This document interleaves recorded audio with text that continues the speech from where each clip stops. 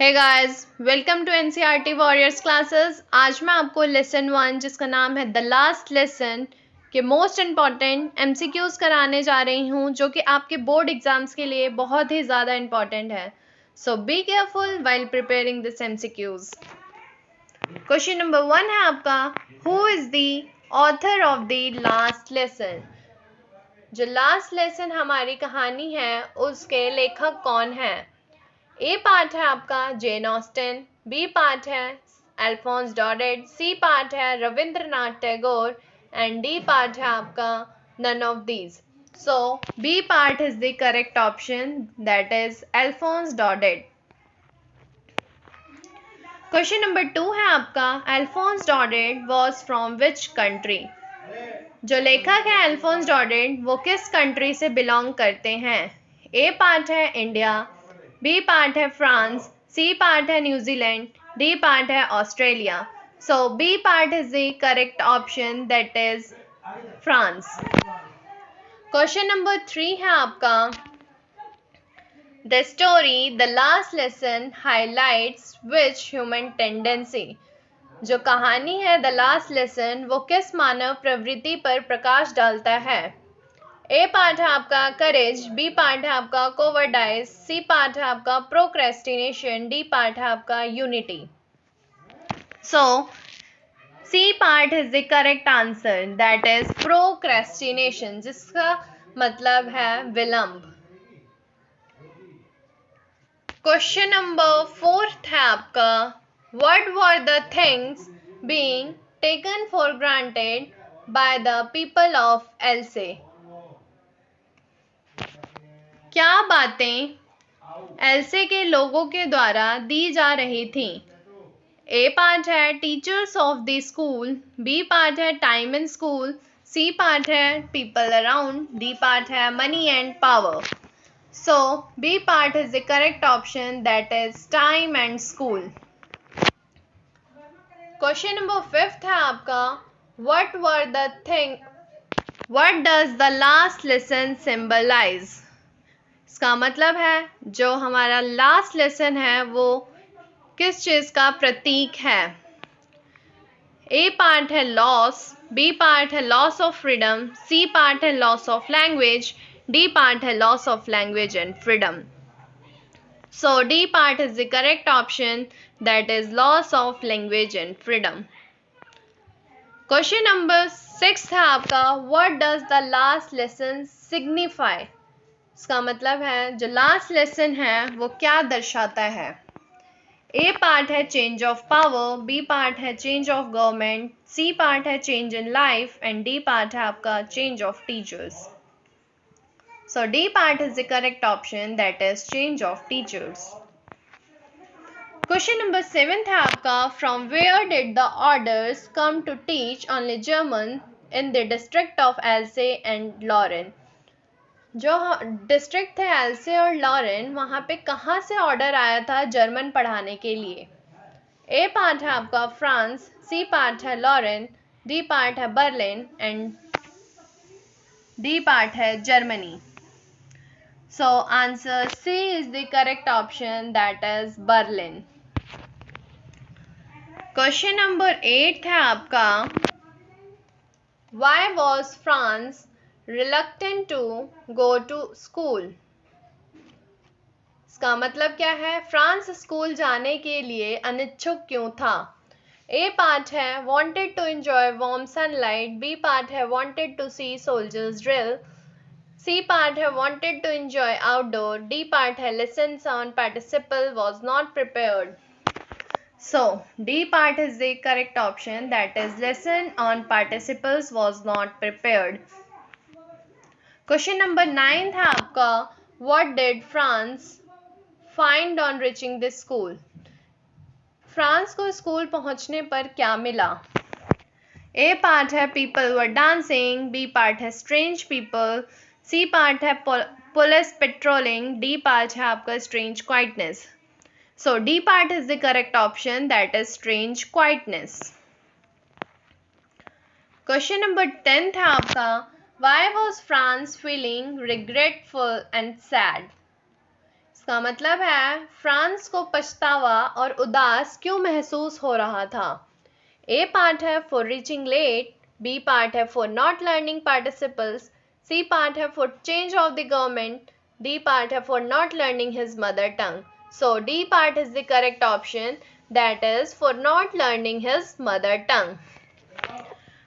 Question number 11 था आपका, what did Hauser bring. Hauser क्या लाया। ए पार्ट है स्वीट्स, बी पार्ट है चिल्ड्रन, सी पार्ट है फ्रेंड्स एंड डी पार्ट है old primer. So D part is the correct option, that is old primer. Question number 12 था आपका, whom did M. Hamill blame for not sending students to school। जो M हैमिल teacher थे उन्होंने किसको blame किया बच्चों को स्कूल नहीं भेजने के लिए। ए पार्ट है पेरेंट्स, बी पार्ट है फ्रेंड्स, सी पार्ट है टीचर्स एंड डी पार्ट है watchman. So A part is the correct option, that is parents. Question number 13 है आपका, for how many years M Hamel serve the school. कितने वर्षों के लिए M हैमिल school की सेवा किए। ए पार्ट है आपका 20 ईयर्स, बी पार्ट है आपका 35 ईयर्स, सी पार्ट है आपका 30 ईयर्स एंड डी पार्ट है आपका 40 years. So D part is the correct option, that is 40 years. Question number 14 था आपका, where did the parents send their children. माता पिता अपने बच्चों को कहाँ भेजा करते थे। ए पार्ट है स्कूल, बी पार्ट है आपका कोचिंग, सी पार्ट है farm and mills and D part है आपका movies. So C part is the correct option, that is farm and mills.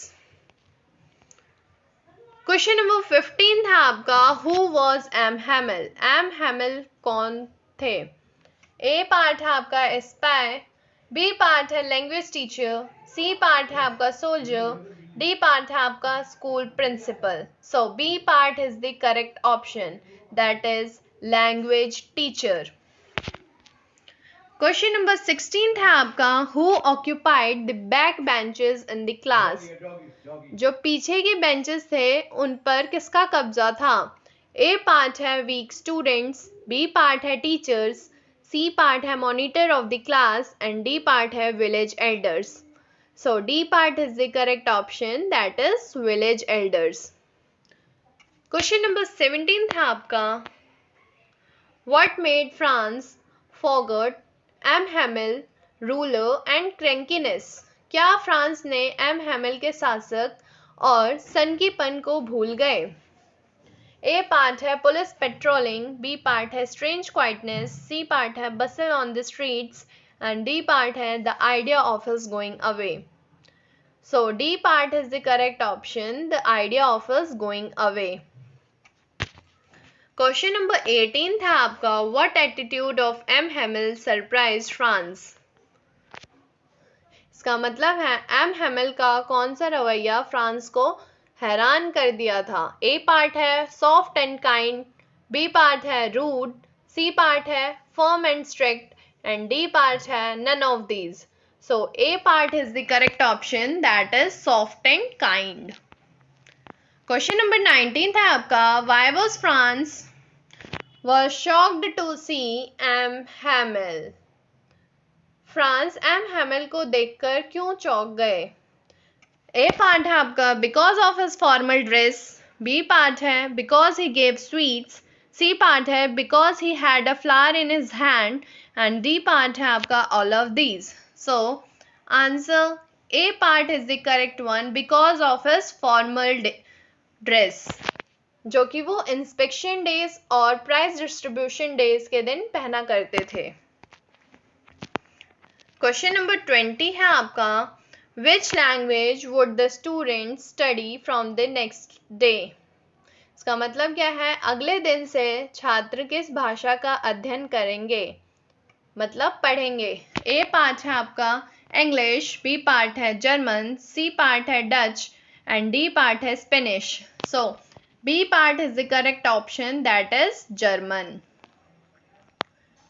Question number 21 है आपका, what does the expression in great dread of scolding means? जो ये expression है in great dread of scolding, इसका मतलब क्या है?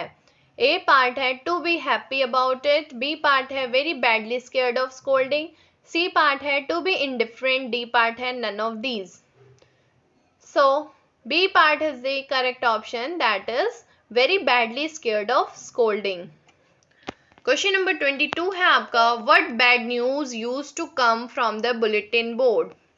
जो बुलेटिन बोर्ड था उस पे से क्या बुरी खबरें आया करती थी? ए पार्ट है lost battles, B part set the draft, C part है orders of commanding officers and D part है all of these. So D part is the correct option, that is all of these. Question number 23 है आपका, what was there in front of bulletin board? Bulletin board के सामने क्या था? A part है आपका children, B part है आपका पुलिस, सी पार्ट है हॉकर्स, डी पार्ट है एक crowd. So answer D part is the correct option, a crowd. Question number 24 था आपका, don't go so fast, you will get to your school in plenty of time means. इसका मतलब क्या है? इतनी जल्दी मत जाओ, आप समय के बहुत में ही अपने स्कूल के लिए मिल जाएगा. इसका मतलब क्या है? A getting late, B very early, C not early, D early enough. So D part is the correct option, early enough. What made France and the people realize about the preciousness of their mother tongue? France और लोगों को अपनी मातृभाषा की बहुमूल्यता के बारे में क्या एहसास हुआ? ए पार्ट है M Hamel's word, B part है स्कूल ऑर्डर्स, सी पार्ट है sudden orders from Berlin and D part है school principals. So C part is the correct option. If you liked my video, please like, share and subscribe my channel. If you have any doubt regarding this video, please put your doubt in the comment box. Thank you.